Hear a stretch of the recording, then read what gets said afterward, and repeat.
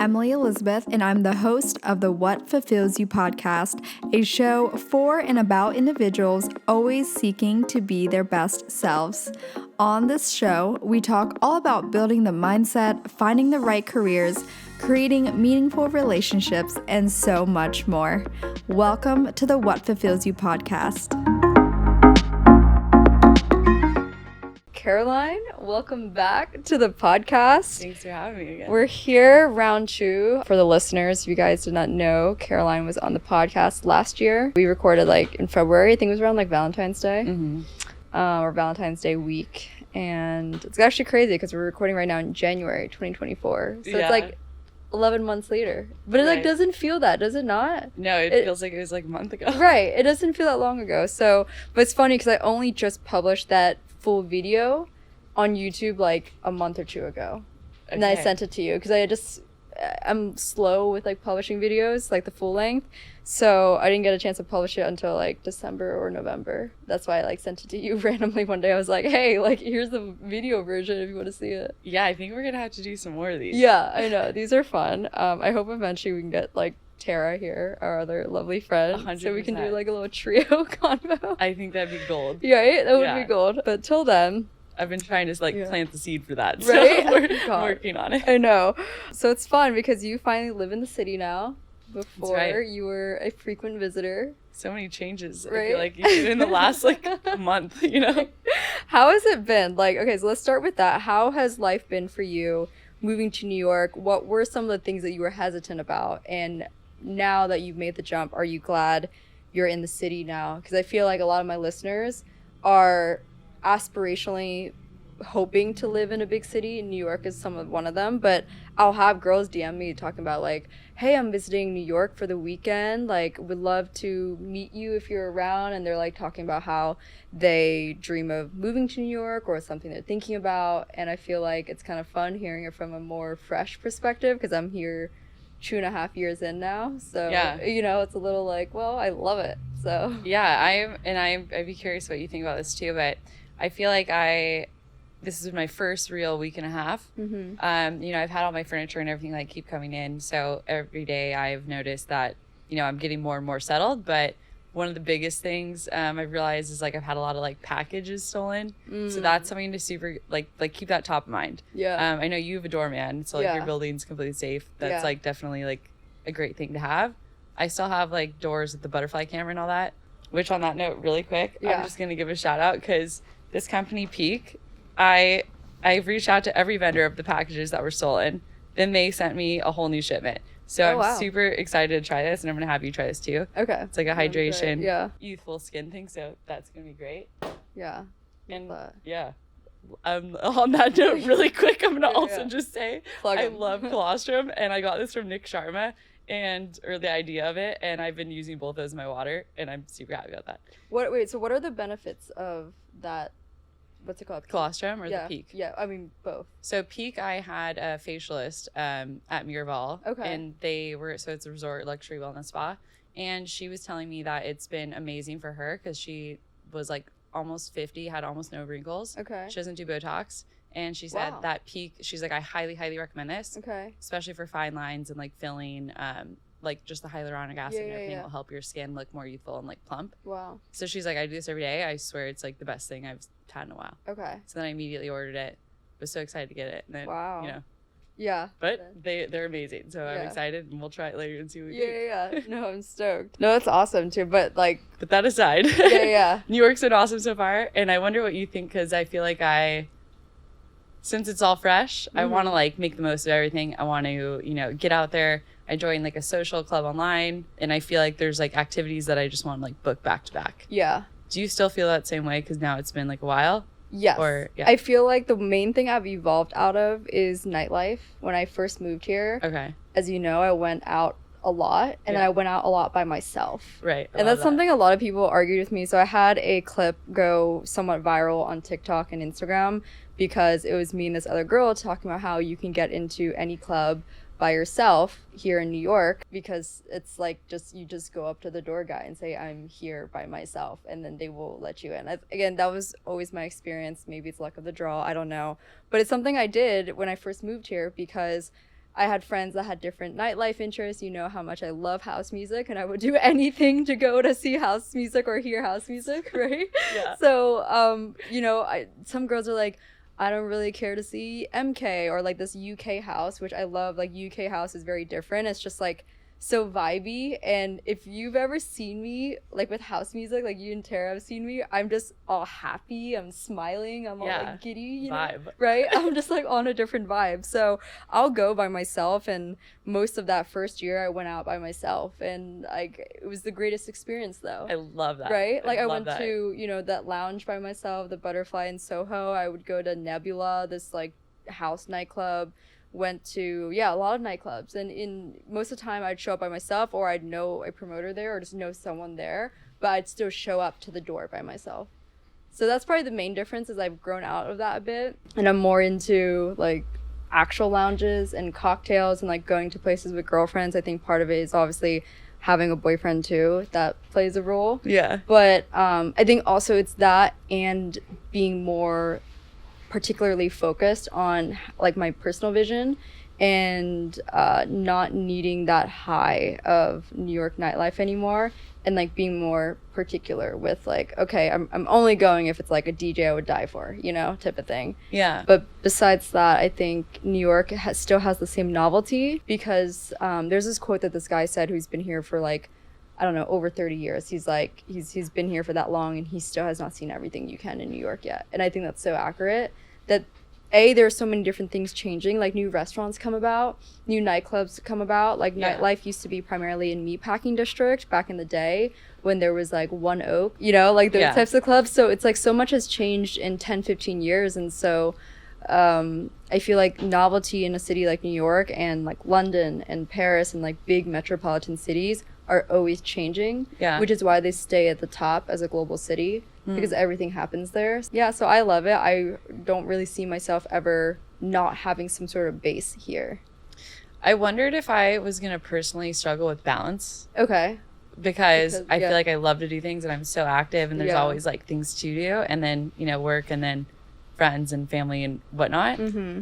I'm finding that it's not as daunting as like I thought it might be. Yeah. So, but for you, I'm curious, how do you keep your balance in your day-to-day routine? And like, when do you decide that you're going to spend time with like friends versus like sit at home, work, have a dinner to yourself and all that? Okay, that's actually a good question. So for me, anytime if I'm going to do more things like on my own, like dinner at home by myself, they're usually earlier in the week, like Monday and Tuesday. If I don't have plans, I don't quite care, because I'm like, those are my night to myself evenings. And then those earlier in the week, like Monday, Tuesday, and Wednesday, I'm often waking up earlier than Thursday and Friday. So those days I will wake up usually 6 or 6:30, because my workout is usually around 7 or 7:30. So you start the week off super strong. Yes. And then like Thursday and Friday, today I woke up closer to 7:30. And I'll still go to the gym and everything, but it's like a little bit more pushed back and a little bit more relaxed to give myself breathing room. Okay. Yeah. But I think the other part in how I prioritize and stay balanced is actually having in my calendar that I'm going to, like, I'll play tennis in Queens, like out where the US Open is. I literally take a train at 6:50 and I get out there at like 7:20. And well, actually, technically, I take the subway up to the Penn Station, and from Penn Station out to Queens, Flushing, and that's where I play tennis, and I take the same commute back. So like things like that for me is like such a priority, because it keeps me sharp. But that's because I used to be an athlete, and because I don't have it anymore, I think without it, it makes me not as sharp. So it's your routine and like mental. Okay. Yeah. So that's why too, I prioritize those earlier in the week, because I know like here living in New York, I'll probably do dinners more frequently on like a Wednesday, Thursday, or Friday. Or like if it's a weeknight, then usually Wednesday or Thursday. So I know like, okay, if I went out to dinner Thursday, I went home a little bit later, I have room to do my workout at 8 on Friday instead of 7. You know what I mean? I know it's so like need to work on that. But like that's just like for me, and I mean my boyfriend's worse. He wakes up at fucking like 5 a.m. and he's nuts sometimes. So I think like when I'm around him, I feel a little bit behind. But I think that's like the nice like tangent too. Like when you're dating someone that has a very similar vision and discipline, it helps reinforce what you want to do as well. I agree. Yeah, I I think it's very important to date someone that is on a very similar trajectory and habit, like stacking in a way, or like they're doing very similar habits, because I've dated people that didn't have that same drive or discipline, and I noticed that not that it took me back, but rather I saw the friction that it had in our dynamic, because we weren't doing similar things around the same times. You know, like it's hard if I'm waking up at 7 and they're still sleeping in until 10, especially in the dynamic where I'm the girl and they're the guy. Yeah. Right. It might be a little different if it's reversed, but for me, I noticed like it wasn't as motivating to be dating someone that didn't care for the same thing, especially like health. It's like, hey, I'm waking up to go play tennis. Like, what are you doing? You know? Yeah, I find that like that is very like relationship dependent, and I'd say that like I've not been on the same schedule per se as most people I've dated, and it can work, but like it would be probably ideal if we wake up around the same time, but I guess just depends, you know. It's hard with the little like circadian rhythm sleep cycle differences. No, I get, we talked about it too last year, where it was like the question of, I think it was like a specific animal, but the lion, the bear, dolphin, and like whether I'm a morning person or not. Like that's the thing. You're a lion. Am I a lion? Are lions like morning people? Yeah. Okay. Yeah. Yeah, I guess so. I think I'm not. I'm a wolf because I'm up at night. Okay. Oh, I see. Okay. It's interesting. I don't know. I think I'm a morning person, but by discipline, not by nature. So I think usually I would prefer to sleep in until like 7:30 or 8, but because I know I've got shit to do, and especially living in an expensive city like New York and being an entrepreneur, I know that I can't slack, or else I have to go back to like my old job, for example. And not that there's anything wrong with it, but I've allocated this many years to building this dream. It's a drive, right? So I can't, I'm very lucky to live by myself, right? I live in my own studio apartment, but that comes at a price, right? So it's like, how are you gonna pay those bills? You know what I mean? So that keeps me driven. And I think, interestingly, I don't know if you felt this yet, like moving to New York, but people will say New York is so expensive. How do you do it, and why is it worth it? To me, it forces me to sharpen that skill and sharpen my desires of, is this really what you want, right? Because it comes with this price, and are you willing to do what it takes to be able to do that? And I say that because for the people that think it's not worth it, then that's fair. It's true in your reality. But in my reality, I see it worth it. And I think especially when I see people like Ryan Serhant, where he's selling all these homes that are $1, $2, $3, $4 million in New York, I think about how, well, if I'm going to complain about paying, a couple $1,000s of rent, like, how are these people paying and affording $1 million homes, right? Multi-million-dollar homes that are beautiful spaces. Like, I would love to be able to buy one of those one day, but I also never counted myself out coming from a small town. I was always like, well, someone's buying these $4 million homes. Like, why can't I do that too? You know? Yeah. Like, someone did it. Right. That's my mentality. And I feel like that's been the impact of like living in a city like New York, is you see the huge wealth gap. Yeah. And it's motivational from both sides. And and you did mention this on, I think, a story the other day, but I almost think it's fun. I've been learning to like see how you can maximize the dollar a little bit. And I know you mentioned like built rewards and like your other post, and like I think there's like all those little hacks that you find along the way are great. Yeah. Like Green Chef delivers like 6 meals a week. Yeah. The first one was $30. It's all organic. It's like really great stuff. And then it's like, okay, that's actually like, could feed me for the whole week if you really wanted to like live by that. And it's healthy and like cheap. Yeah. Yeah. No, it's like Green Chef. Why are you not sponsoring the show? Yeah, Green Chef. Give me a code. Green Chef, I got a code for you. Right? But no, seriously, I think like that's the fun part about, I don't know, living in a city and learning how to be savvy in different ways, like with your money, with how you take care of yourself, with like building your life. And again, it's not like you have to be here for the rest of your life, but I think there's something very different about the energy of living in a metropolitan city. That you with the entrepreneur side, I definitely think that's a huge motivator in the morning too, like you're saying. And like also just making things like, it's that hacky side. Fun. Like ClassPass, don't get your hair done in ClassPass, but like ClassPass, I feel like is great. You get the nails, Yeah, facial, yeah. like whatever you want, you know? Yeah. No, I love it. I use it for going to salad core.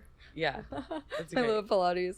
Oh, I have a quick question yeah. before we pivot to the next Yeah. thing. But because when you're going in, you know, up to your tennis and all of that, are you a calendar person via mobile or like you write it down?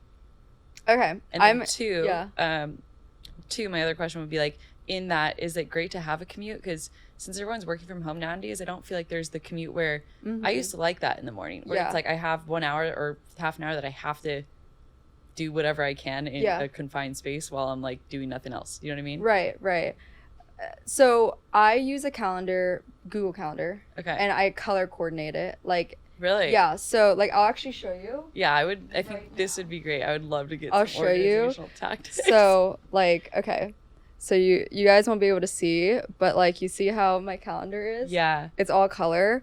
So blue is workout. Okay. Red is just like so I don't miss it. It's like usually appointment related or like urgent, right? Purple, this color is anything podcast related. This brown like tan taupe color, which I feel like is like my color as a whole. Wow. Is anything that's like related to just me, like Emily, lifestyle, whatever. So I'll write down like my commute. I'll write down like my getting ready. I need this, Emily. Yeah. I need you to do it. Like that's my flights. Or like I'll write down like how I'm stopping by like Credo Beauty, my little influencer dinner last night. Like I wrote down our dinner tonight. You know what I mean? That. Yeah. And I do that because so I've done this since college in terms of color coordination and Google Calendar. And the reason why I do that is because I like to look at my calendar, for example, especially the fitness thing. Staying fit is such a priority for me. And so I need to make sure I see at least minimum 4 blue blocks on my calendar. And if I don't see 4, I'm like, all right, you gotta insert it somewhere. Wow. You know what I mean? Okay. Yeah. So it's a visual thing. I'm like, blue, if I didn't see 4, that's alarming. You know what I mean? Wow. So if I like look at my week and I look at it on like a Sunday night and I'm like, I don't have 4 locked in. I gotta like add a soul cycle class or something. You know what I mean? I'll be like, all right, can I do it Thursday morning? Okay, what am I doing Wednesday night? Oh, okay, I should be able to make that 7 a.m. class. All right, let me book that 7 a.m. class. And although that's so structured, are you open and flexible with that, moving around of those things, or do you try to like adhere to it as most as possible? Unless something's like super like, okay, definitely. Yeah. So that's funny because that's like the big difference between me and I think a lot of left brain leaning entrepreneurs, like my boyfriend is an example, where they're very structured and very by the hour, whereas I might move mine 30 minutes and that, because they're so OCD more often than not, that like throws them off. So for me, I just make up those 30 minutes at the end of the day. Got it. Right? So like if I still need to keep working, I'll just still work. I don't have like a hard stop. But regarding the commute, though, I personally enjoy it. Again, something that a lot of guys or girls who like to habit stack or be optimal with their time, they probably don't love the commute thing. But I love it because as a creative entrepreneur, I get a lot of new ideas during the commute. I get my reading time in during the commute as well. So if I didn't read that morning, I would just read on the subway and train. That's a 45-minute train to tennis. I think in that way it is optimal then. You know? Because that is time that actually, like, let's say not having that, either I could be sleeping a little longer instead of driving, right? Or there could just be like other things that, you know, you could kind of shift and like actually have more of like a productive day with. Right. But I think the issue is like for some people, it's hard to read on the subway versus in their bed, for example. You know what I mean? So I think that comes down to personal preference, and one must be very self-aware of personal preference. For me, I prefer to be on the go a little bit more than in one place. Whereas I would say someone like my brother, who's a little bit more, he's a software engineer, he probably can sit and stare at a wall and like work with like multiple monitors and like be there all day. Whereas I need to go to a podcast studio, then I need to go to a coffee shop, and then I need to go to Soho House or something. Because like, right? Oh, house. Wow. You know what I mean?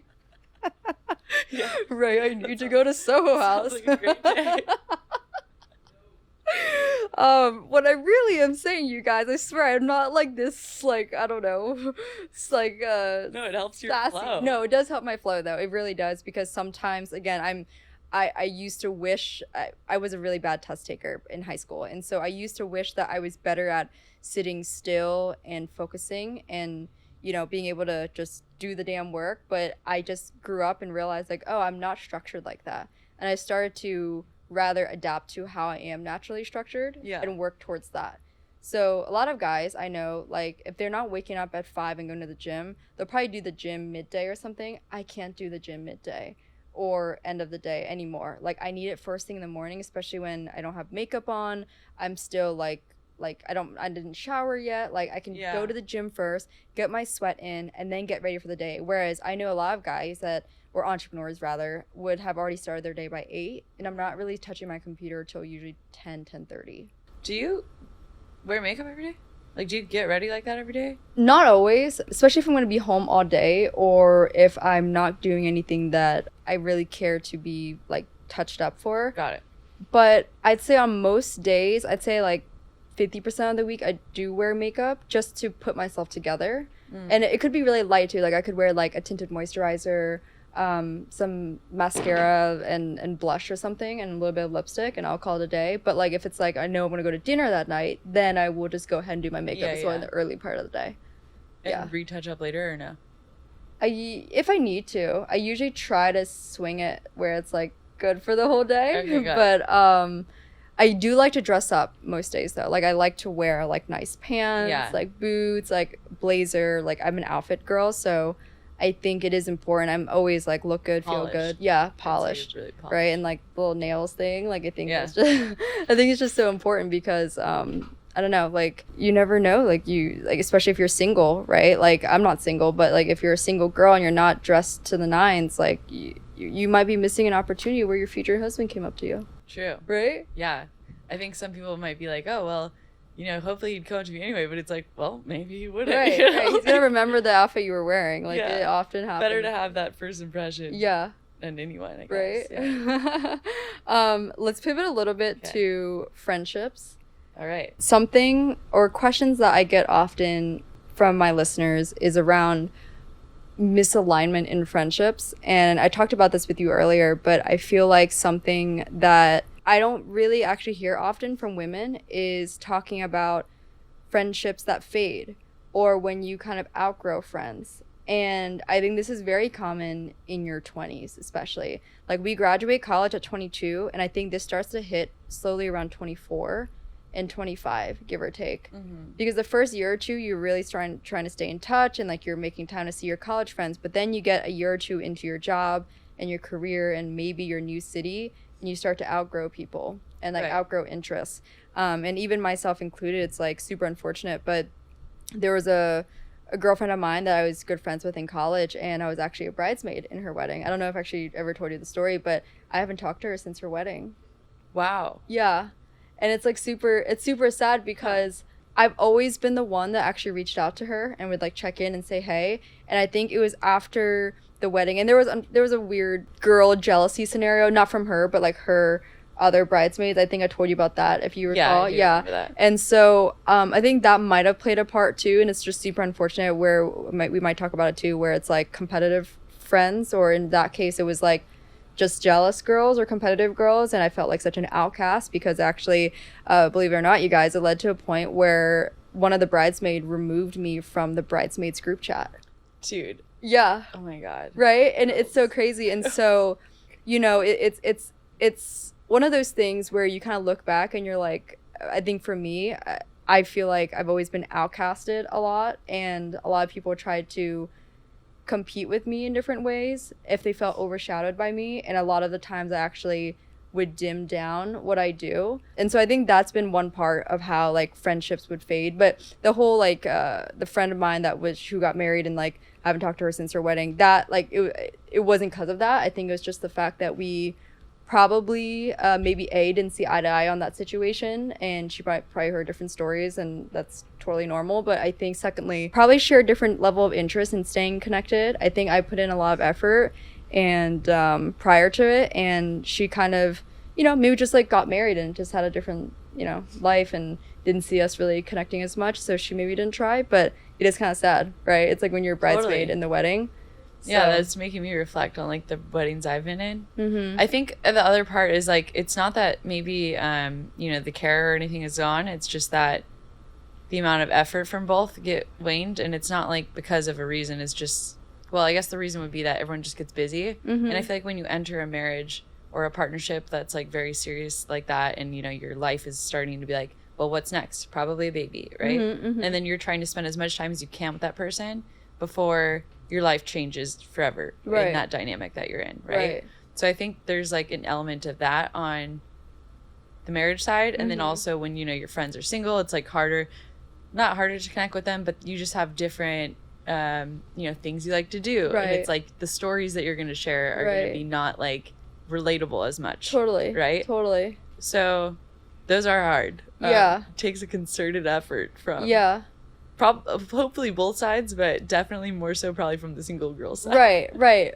But here's the thing though too, something I was thinking about honestly just in reflections about friendships, because I shared with you also earlier that I kind of had made a recent decision of probably like silently more or less parting ways with another friend, and it's more I think out of lack of alignment in values.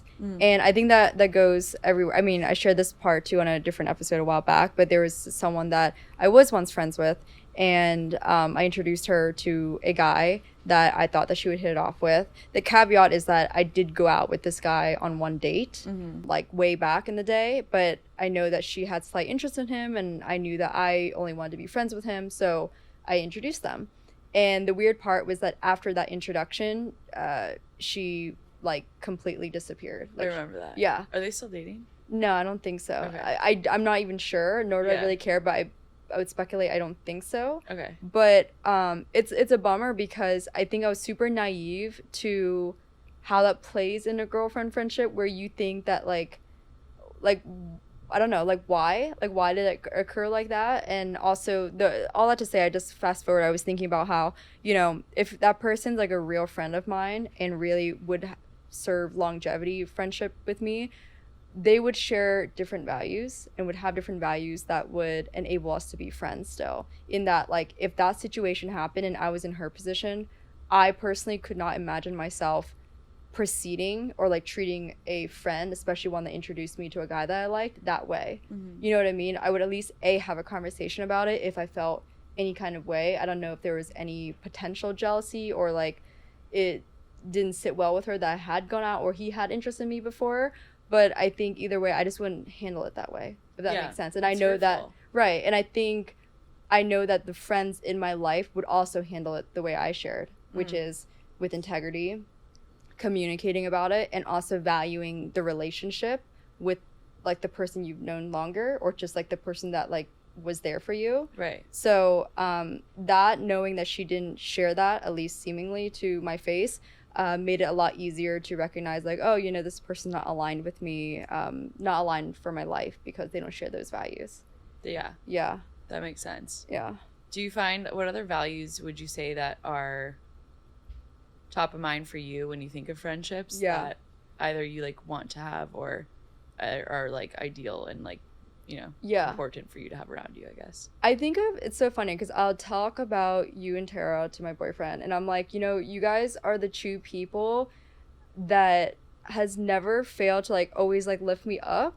Like you guys are just not, and I think it's so cool because I had limited experience with it as a, I don't know, I think from as a former athlete back in the day growing up, and also just, you know, building something for myself. A lot of girls either underestimated what I was doing or was slightly jealous, which I understand to a degree, but I think that if you're a real friend, you are building them up. You're like excited for them, and you use what they're doing, if anything, as inspiration if that's something you want to do. Right? But like, and it's also okay, like I know Tara probably doesn't care to do things that I do, but she's like supporting me. Like she bought like 5 card games in the beginning, you know? It's like things like that like, and I remember I had friends and no issue with that at all, but they'd be like, they would ask me more or less to like send it to them for free, and that's totally fine. But like Tara just like outright like bought this, didn't ask for a discount code, just like, hey, I'm gonna buy 5 of these, and you know, I'm gonna gift them to like my fam and whatever. You know, that's just so different. So I think that's something I really look for in female friendships, are just people that are saying like, fuck yeah, like that's so great, you know, or like good for you, because we talked about it earlier as well, that I think it is more common for women to face jealousy in friendships and like a little bit of competitiveness, more so than men. Oh yeah, right? I agree. And maybe that I was actually just talking to this talking about this with somebody.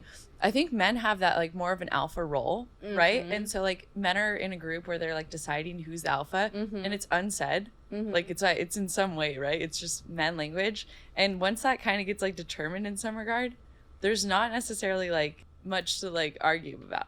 Maybe if there's like that's kind of like animal kingdom too, right? Where it's like maybe at first there's like a little bit of competition between them, and then once it's established, it's like that's kind of it. Yeah. Women are just constantly in the environment of like we maybe it's because of like, you know, finding the right mate or whatever it is. I think by nature women are just more like a little bit more competitive in that regard. So they always try to make themselves look like the more appealing, like Yeah, no, but that's why I was like there's so fast people in the right world, though, you know? but I think it's like so fascinated that when I think about just like girl friendship, I was like, that's what I was telling my boyfriend. It's like these two girls are the ones I've never experienced any kind of jealousy or like weird vibes from. It was always just like good energy with you guys, you know? 100%. Right? And like, you know what I mean? like even just like going to Miami, and I remember like when I first met you, it was like around like we were technically going to Miami for my birthday, like 3-4 years back, and it's just like we vibed right away, and it's just like it's all chill. Like they're just like no bad vibes. Yeah, we ran it back again. Right? Like it was so good. I had to go back. Right? Still have to go back again. I know. We haven't been back since, but no, all that to say, like I think for girls, like if you're struggling, it's so important to be aware of pinpointing like those people that uplift you and you have good energy around, because you will definitely feel the people that aren't as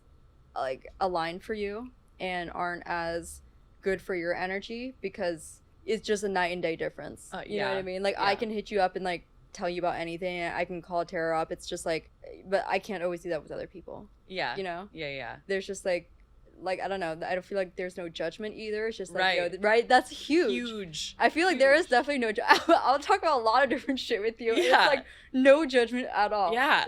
Right? Guys, you some black books, right? You know? Right? There's a lot of things to talk about. Right. And it's like no judgments. I don't know. It's just like, and I think that's rare. It is rare in friendships among women. It's just like there's sometimes small elements of each, but not like the whole thing where it's like supportive, no judgment, no jealousy. Like we'll answer your call or we'll call back, like even if it's like 2 months of not talking. You know what I mean? Because like we're always like doing our own thing, but it's like I can FaceTime any of you guys and it's like, yo, what's up? Yeah. You know? Yeah. It's just like not weird. So those are the friendships I look for. It's like really good on the soul. Yeah. And like just like we have combos where we just get it too. Like we can talk about a lot of things. We can talk about the deep stuff, the consciousness stuff. We can talk about, I don't know, our nails. Like, we can just talk about anything, though. You know what I mean? Whereas I can definitely think of, you know, other female friendships where there are limits to topics I talk about just because there's lack of interest or lack of range. Right? 100% lack of range. Like, you two, I have, like, full range on. Talk about politics. Yeah.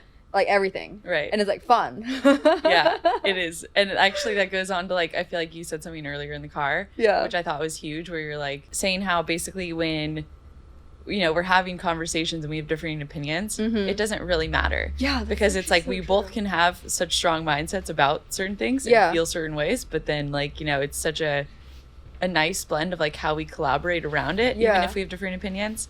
Like, and I feel like that's just a huge thing I also, like, want to keep with my friends, where it's like, I totally respect you as a person. You know, you're your own individual, and I love, like, hanging out with you. And so it's we, you know, having that. Whereas couples in a, like, you know, relationship are kind of sometimes will struggle with that. That's so true. Right? That is so true, actually. Yeah, no, I'm actually thinking about that because there's this 18-year-old girl, or she's 19 now, and I met her in skating, and we're actually really good friends, but something I noticed, we always butt heads around, I think, views of the world. And it's very cute because I've had to learn how to be patient with her, in that one thing she hates is feeling like she's like as if that I treat her like she's young and doesn't know anything. Yeah. And I definitely don't treat her that way, but I have shared with her, like, in good faith, that, hey, I don't think that you're unaware by any means, but to be fair, you haven't had a boyfriend before, you haven't hit college yet. She's literally going to college right now. Yeah. And so there's a lot of things you will experience that might shift your views, and that's all I'm saying. And yeah, and they're coming. Right? She's a classic teenager. I mean, hopefully, actually. Right. But she's a teenager that's like pushing back on me, and it's very cute. And she's still like, her and I recognize we butt heads all the time, but I'm like, I respect your opinion still. Like, you don't have to come at me. Like, I'm just the messenger. You know what I mean? Yeah. But it's like, you know, you're going to hit drinking age at some point, and you're going to hit dating at some point. You're going to, you know, experience these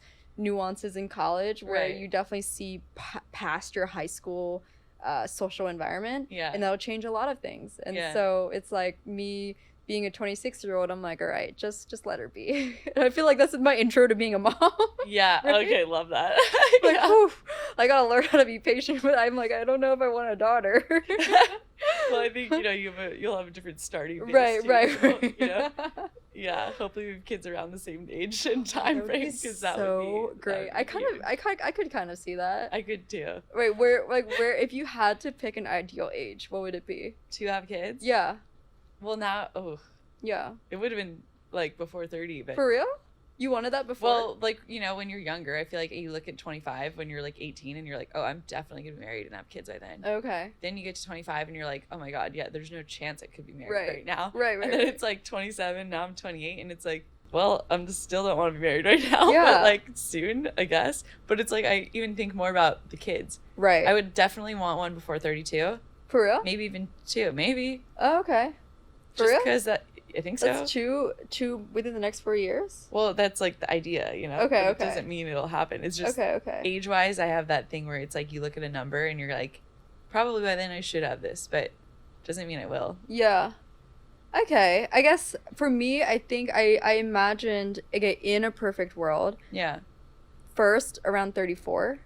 Okay. And my second, around 36.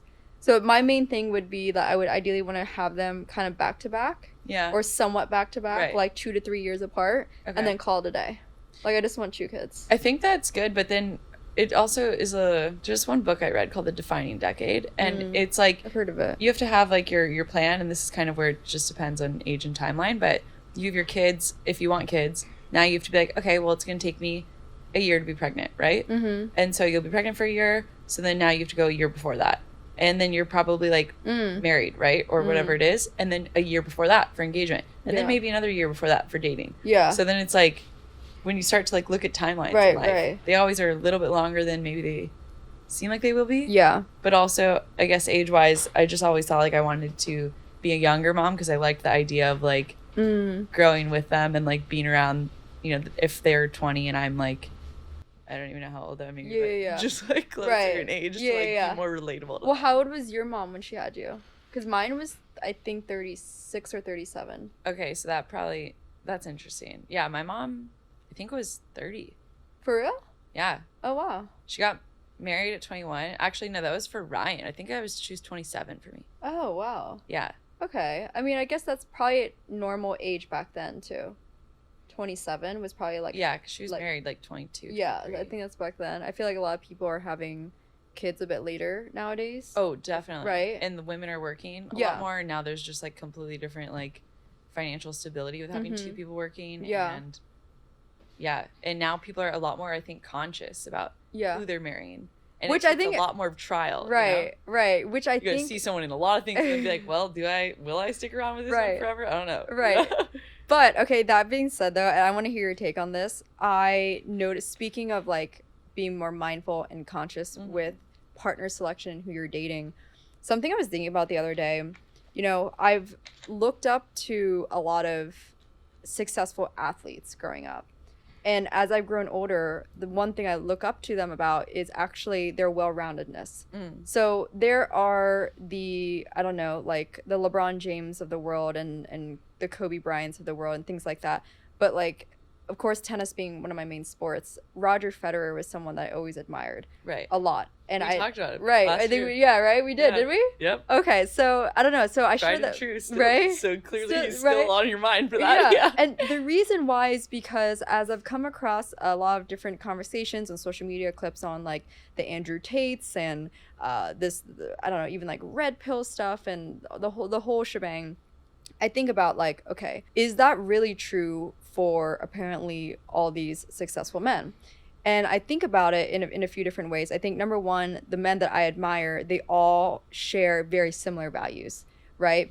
Yeah. They're all laser focused, which is why they're successful, but they all share like family values, integrity. They would much rather have a ride or die by their side versus like, you know, a bunch of models on a boat type of thing.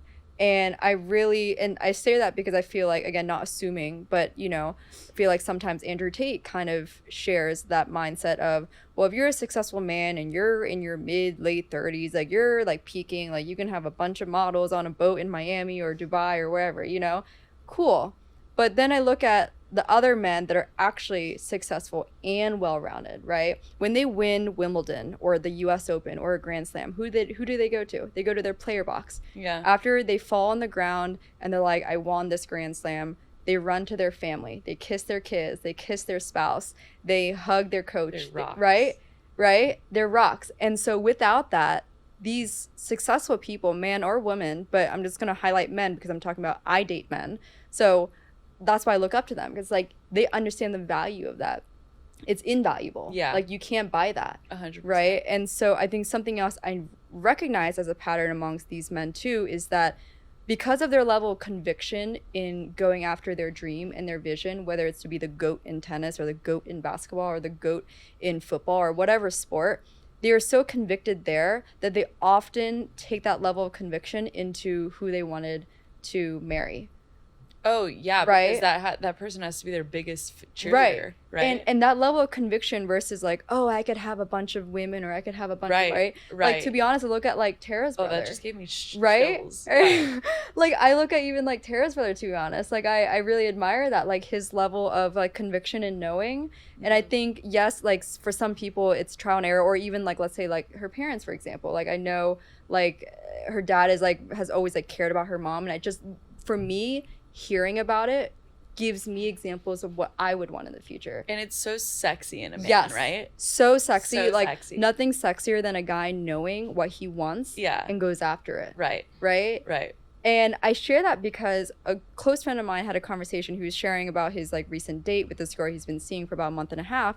And he shared with me, they didn't end up getting to spend New Year's evening together, but he told her like, it's okay. We'll have the rest of the New Year's Eves of our lives to spend together. And she like, he was telling me her reaction, and she like ended up, she's actually older than him. She's like 5 or 6 years older than him. And she like kissed him and was like super happy about it. And just, you could tell she had a good reaction. She's like a super mature, grounded girl. And so is he. And I told him like, bro, immediately on the spot, I was like, it's like your level of conviction in saying that is everything. And it's contagious. It is I think contagious. As a woman, it's like you hear that and you're like, yeah. Oh, I love that. Right.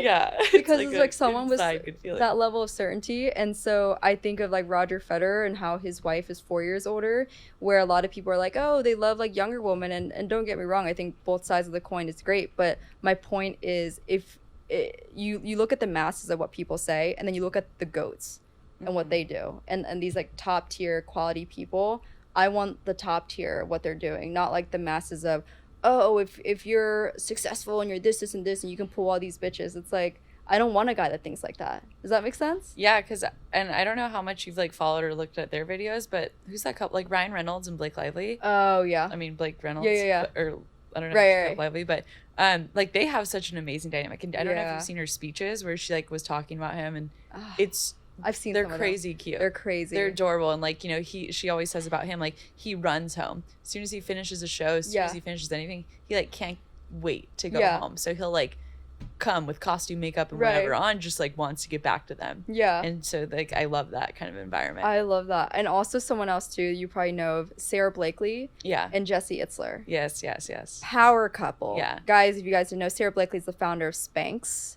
which is probably like the only competitor of Skims. But Spanx started before Skims, and I was actually listening to Sarah Blakely on Tony Robbins' podcast right before coming here.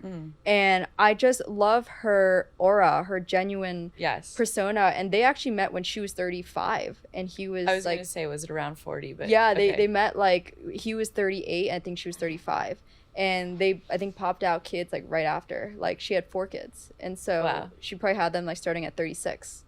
you know? Yeah. But the one thing I love too, again, like conviction, he said that, I heard this on a podcast recently, he saw her coming to this convention in Vegas, and that he saw like her photo like on the lineup or something, and he told the person in charge like make sure she comes to this event or something, and he like knew. Wow. Yeah, and the same with like founders of Symbiotica, you know, the brand. Yeah. I was listening to them on a podcast the other day and I heard them say like the husband was like, I met her when I was 21, right? On Lauren's, right? Yes. On the, Yeah. Him and Hers podcast. Yeah, and I heard it and I was like, there it is. Like just another, like you see the successful guys, and he said it too actually. He's like, you know, the Andrew Tates of the world would disagree with me, but you know, it's actually the focused men with the actual right partner and building is like why they're where they're at, you know. And they already sold a company before, Symbiotica, and so they don't need to be doing what they do. But hearing that, you know, he said like when the moment he saw her, he literally like knew who's gonna marry her. And of course that's quite a stretch, but I bring this back because I think that whole saying of like when you know, I genuinely believe it, because I've had other guests come on my show and say that too. And they also preface it's not roses and butterflies, but there is a weird instinct of like this is the person. And it takes a lot of like work though, but I see that in the guys that have pursued their partner, and like I admire that trait. Yeah, because I know it exists is what I'm saying. And I think modern dating might tell women that might no longer exist, for example. You know what I'm saying? I was just gonna say, right? Emily, so what do you think about that? Like I don't really feel like men have, like a lot of men have that trait of conviction anymore. Like, and I don't know if it's because there's like the fluoride in the water or what, you know. Like I don't know if testosterone's just on such a decline that it's like men are no longer as like, you know, like, oh, this is it, or things are so like, I want this and I'm gonna make it happen. Like they do that for work, but what about like relationships? You know, and like having the motivation and drive to like pursue the relationship, to like make it if you want it, but like if you don't really want it that much, then like everyone's wasting time. But this generation, we're all wasting time a lot of times, you know. I agree.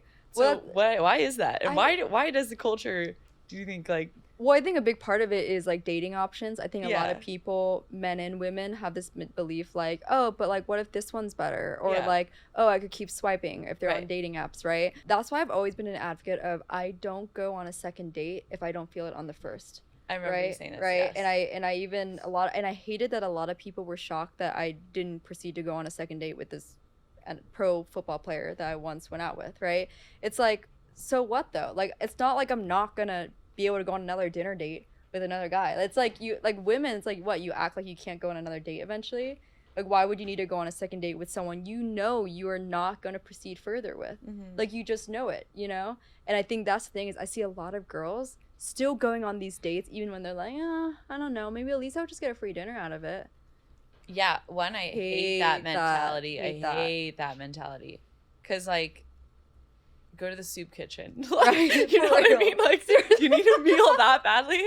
Like, no, seriously. And like, if so, like, I don't know, maybe you should like really think of like some other ways to make money, or like, you know, or just go find someone who, like, I don't know, it's like you should go back to your family, and or whatever it is, like, because then it's a domino effect. Because then the men, I have a really close friend, my old coworker out in California, who always vent to me. He's like, Emily, I feel like I'm coming across all these girls that waste my money. They'll go on dates and they're still talking to other guys, and like they'll be on 3 dates already. It's like, I told him too though, because I'll have the same problem where I'm like, bro, I feel like I ran into that problem as a former single girl, where if I was dating and I was always monogamous, and not that was supposed to be expected on them, but to me, I think when you, this is how it used to be, when you reach a certain point in dating, it's like, why would it make sense to be still dating other people, right? Yeah. That's at least my experience. Again, the true exes I had too were also classically very monogamous. Like, their belief was, if I'm still going on a second or third date with you, like, to them it was very weird to still entertain another girl. And so then I adapted those beliefs very early. So then I would be going on a date, and if I even said yes to a second date with a guy, there was definitely no other guy in the picture. Yeah, I think maybe part of that comes down to like scarcity of resource. Yes. And like probably the economy honestly plays a big effect, and especially, you know, with women being like, oh, I'll go, I just want to go for dinner or whatever. And then maybe that's even true. Having like a little bit of that mixed with like, I don't know, part of that like monogamy is always like the goal if you want to ever get married, right? Dating is sometimes like people want to like sometimes put all their eggs in one basket, because the emotional bandwidth that you have to like, or if you're scared or you've been hurt, and I feel like people create that wall, and then it's like they're now, instead of like going into dating where it's like emotionally available, it's just like, oh, I actually am like protecting myself, right? And then they're now spreading, you know, themselves a little bit thin and having eggs in multiple baskets. So if something doesn't work out, no problem.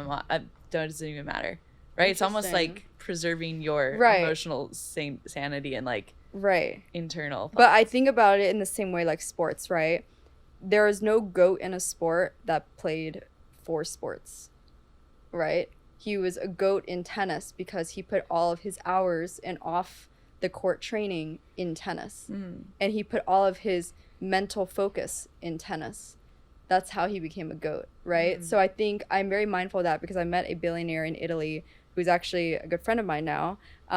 Very random. He's in his 80s, and I met him and his wife. They've been married since they were 26, and they're like a year apart or the same age.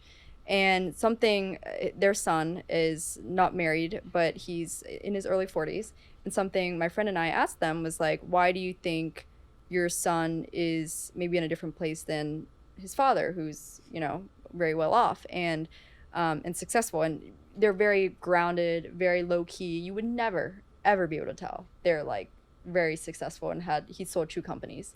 And his wife said, and which is the mom of the son, she was like, you know, something very different between my son and my husband is that my husband, after we got married, was when he started to become successful. And the reason why was because he had the rock of our marriage and our family, and that enabled him to stay grounded and focused in very specific areas of life. He had 2 to 3, which is his business, his family, and his partner, right? And she said that he dove deep into those focuses, whereas their son, who is in his early 40s, would say yes to going out to beer with his friends on a Thursday. And she was saying her husband would never say yes to something like that, and because he was more narrowly focused, where her son spread himself thin. And that's something I realized was my aha moment in Italy. This was a random dinner in Florence. We were sitting here, they were sitting there. And just luck of the draw, we started having a conversation. And I met up with him in New York when he was in town too. But it was just so cool hearing that. And you know, they're in their 80s, and I never really had grandparents. So he basically has turned to a grandpa I never had. I was texting him this morning, actually. I was asking, I love that. I was telling him, hey, I'm gonna be in Paris. Like, are you around in Europe? Like, you could take a train ride over, because he lives in the UK. So right, I know. So I was like, do you and Heather like do you and your wife wanna come over for Paris for my birthday? That's adorable. Yeah. Okay. Well, we gotta wrap things up, but few final questions from the card game. Is life what happens to you, or is it simply how you perceive and react to it? Ooh, I mean, hopefully I would go with the latter. You want to perceive and react to it, right? But I think that is the thing. You can have life happen to you, and you can live like that. But I don't think that is fulfilling, because then you're just your whole life having that, right? Instead of making things happen. The other one seems I think everything almost comes down to like our mental framework and what we believe in life. And so I have always believed that life is simply the way we think of it. So if we believe that we can change how we react to it, that then becomes the way we do life. And if we believe we can't, that also then becomes how life happens to us. Yeah. I like that. Is love a choice or a feeling? I think it starts as a feeling, and then it becomes a choice. But you have to be open to wanting love to have love, right? Yes, I agree. I think it's essentially both, but I think it's a feeling. More feeling than choice. I feel like the choice comes in when it's like you've been in a partnership for 10 years or something. Yeah. And then things maybe get hard, or there's like, you know, lack of focus onto the relationship itself. And then it's like the day-to-day choice of like intentionally like, loving this person and like trying to adhere to their needs or more and all that. Yeah. I always love that question. It is both. It's a very thought-provoking one. One of my favorites from the card game. Last one. Okay, this one's a good one. What are the top 2 you look for in a romantic partner? Physical chemistry, lifestyle compatibility, emotional compatibility, intellectual compatibility. Okay, I'm gonna have to see this one because I need to think about this. Okay. It's hard. I'll tell you top mine. 2. Yeah, tell me. So mine would be, my top 2 is lifestyle compatibility, and like gun to the head, like these must be two. Of course, ideally you have all four. I think you definitely need all I four agree. to have a really great relationship. But the top two I look for is lifestyle and emotional compatibility. Lifestyle is just because there's so much that goes into it, values, and I think it's interesting. I've always taken notice in a guy's style, because their style, if it's like similar to mine, often parlays over into similar interests in types of restaurants we go to, types of hotels we stay at, or types of trips we go on. That I've seen is a strong parallel. So that to me is part of lifestyle compatibility, is like aligned values, similar interests. We're health focused, we're wellness focused. Like we prioritize our health, we prioritize enjoying eating good food, things like that. If we didn't have that, it would be conflicting. And emotional, I just think, I don't know. I just think like it's more like you get each other, and you can communicate well, and it's not like awkward. There's some guys like at least in my past, it's like just doesn't click the same. Yeah. To me, that's like lack of emotional compatibility. So. Okay, I feel like my answer to me, even like when I'm thinking on this, is interesting to myself, because I'm going to pick emotional and intellectual. Okay. And intellectual, I totally understand. I see the intellectual. Yeah, right? I totally understand that. Emotional, I also understand. But I would think that like the way that I maybe talk about some things, or like I think physical and lifestyle are huge to me. Yeah. But like lesser than the other two. Okay. Interesting. And I feel like I've mixed and matched all these. Like I've tried them all. Well, I need all four for sure. Yeah, I know I need all four. But I'd say like higher emphasis on two like different Fascinating. Matches. Yeah. That one's a good one. I don't know. I think this one helps people be mindful in ensuring those top two is like present in that initial dating process, It almost separates the need and the wants. Yeah. But like in a way that's like, okay, is this person aligned to what I need? Yeah. Oh, I love that. We're gonna play this card game on a wine night now that you live here. We're gonna have more girl nights, sleepovers, and whatnot. I'm so stoked. This is amazing. Well, Caroline, thank you for coming on again for round 2. You will be on for round 3 sooner than later. It will not be another year. It'll probably be in a couple months. So I'm so stoked. Thank you for having me. And as always, great time. And I can't wait to do it again. Love it.